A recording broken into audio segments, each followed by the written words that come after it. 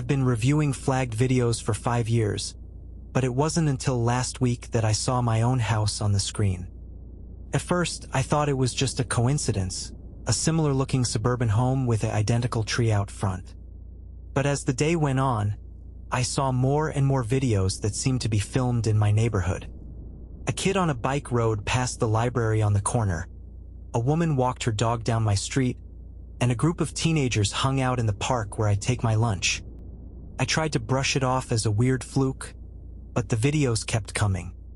They were all mundane, everyday scenes, but something about them made my skin crawl. I started to feel like I was being watched, like the people in the videos were looking right at me. I began to wonder if someone was filming me, if I was being recorded without my knowledge or consent. I tried to shake off the feeling, but it only intensified as the days went by. I started to notice strange things around my house. A window would be open that I was sure I had closed, or a door would be slightly ajar. I felt like I was losing my mind, like I was trapped in some kind of never-ending nightmare. And then I saw the video of myself. I was walking down the street, oblivious to the camera, when suddenly I stopped and looked directly at the lens. It was like I knew I was being watched, like I was trying to send a message to whoever was filming me. But the weirdest part was that I had no memory of that day, no recollection of being filmed. It was like my entire life was being manipulated, like I was a pawn in some kind of twisted game. I started to investigate, trying to figure out who was behind the cameras and why they were filming me. But the more I dug, the more questions I had. Why were they only filming my neighborhood? What did they want with me? And then, I stumbled upon a video that changed everything. It was a shot of my house, but it was dated 5 years ago, before I even moved in. I was confused, unsure of what to make of it. But as I kept watching, I realized that the video was not just a recording, it was a prediction. The camera panned across the street, showing me glimpses of my future life.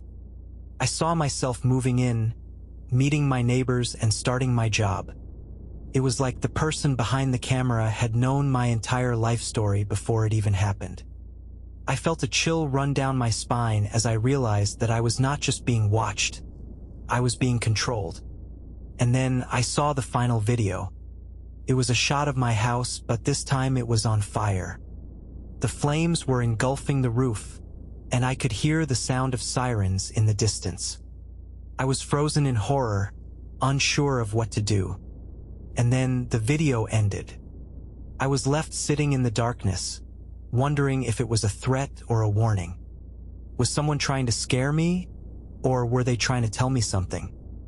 I didn't know, but I knew one thing: I had to get out of there. I grabbed my phone and ran out of the house, not stopping until I was blocks away. I looked back, half expecting to see flames engulfing my home.